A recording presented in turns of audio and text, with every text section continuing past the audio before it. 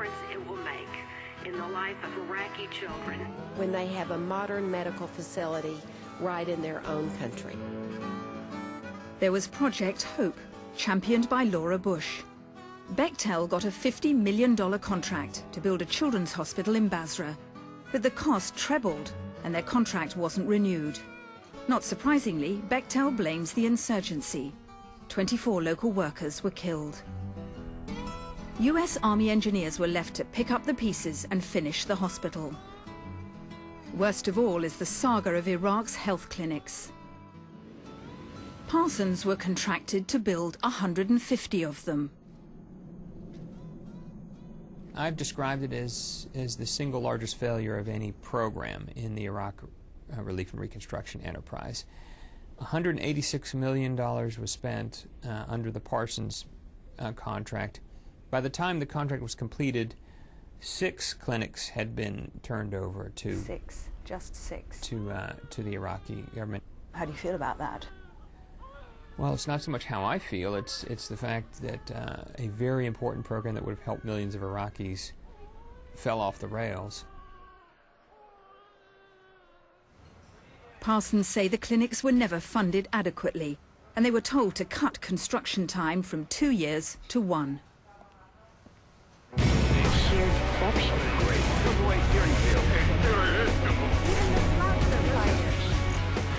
Mismanagement, fraud and waste are only part of the story of rebuilding Iraq. The country desperately needed security. Enter the private military companies. The insurgency was a golden opportunity for big players like Blackwater. The Bush administration were keen to outsource the battle space. The issue here isn't fraud, but the legal framework these companies operate within. In September last year, Blackwater guards fired on a group of people in Baghdad, killing 17, including a mother and child. The FBI is still investigating, but the Iraqi government says Blackwater opened fire first. It wasn't the only time.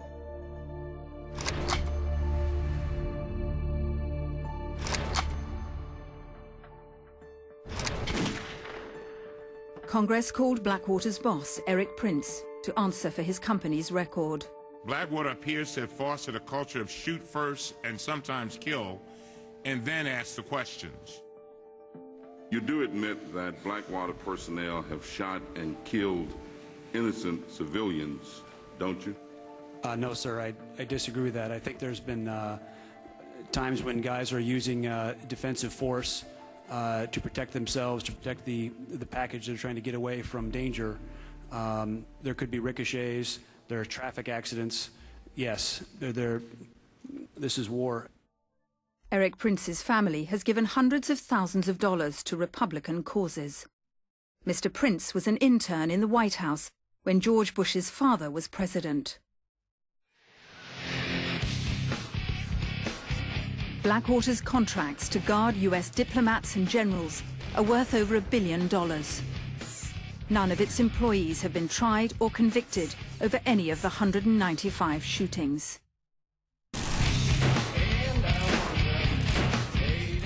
After the invasion, the Americans passed a law giving foreign contractors immunity from prosecution in Iraq. My question is in regards to private military contractors. I asked your Secretary of Defense a couple months ago what law governs their actions. Mr. I was going to ask him. Go ahead.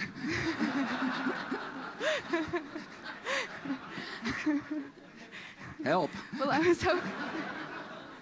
was hoping your answer might be a little more specific. I don't mean to be dodging the question, although it's kind of convenient in this case, but never.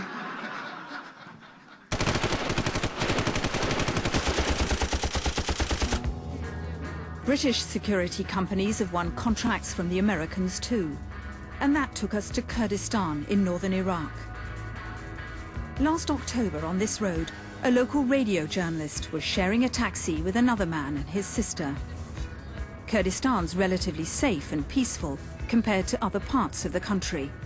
But suddenly they found themselves under fire. Exactly why is disputed. The first bullet hit my ear. I fell badly injured. The second hit my arm. Now my arm doesn't work, and I lost my ear. There were bullets. They were shooting. I touched my eye. It was sticking out. My head was open. The local police chief who'd heard the gunshots was rushing to the scene. He wanted to stop the gunmen leaving, find out who they were. I tried to stop them. I went to the road and raised my hand, but they didn't stop. They'd got their weapons ready to shoot, and I didn't want the problem to get worse. Afterwards, the police discovered the gunmen were from a British security company called Erinys. They were guarding some US Army engineers, and their convoy had stopped to mend a tire. Erinys later said the taxi had driven around stationary traffic, fast towards them, ignoring their warning signals. How fast were you going, and did you see anybody on the side of the road telling you to stop with flashing lights and sirens? There was nothing. We didn't know it was a military vehicle or a family car. We couldn't see them from that distance. There were no signals. They just hit us for no reason. Erinys said that carefully aimed disabling shots were fired into the engine block.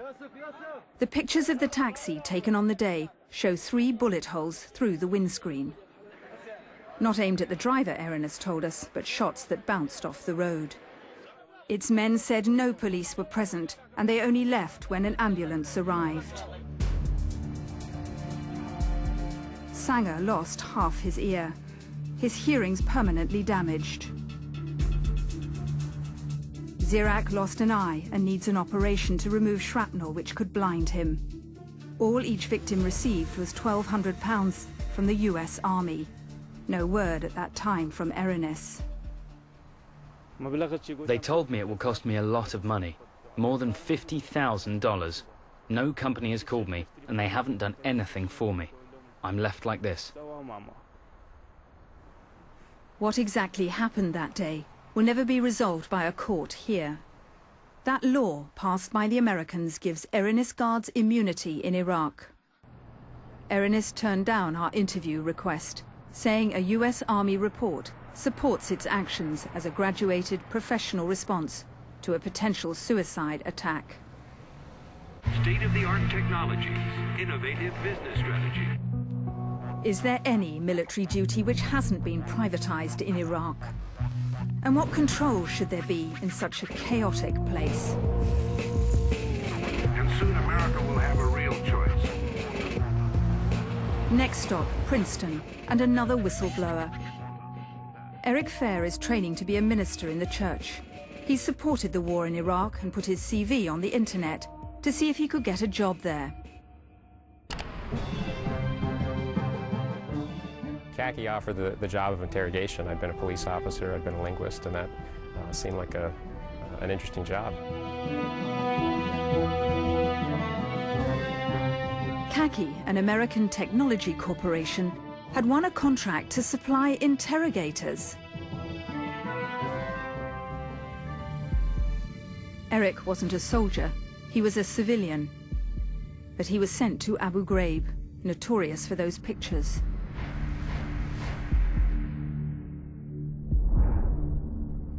Eric worked alongside the military as the war intensified, along with the pressure to get information out of prisoners. It was out of control. There were no lines. There was no clear idea who was in charge. In some ways it felt like a high school locker room, that there was hazing. In other ways people were clearly experimenting with things that were just sort of cruel and inhuman. The pictures of the abuse by US military police and civilian interrogators were taken in the so-called hard site at Abu Ghraib. Eric didn't work there, but he was given a tour one day by a Khaki colleague who did. My interrogations at Abu Ghraib were not abusive. I used direct questioning.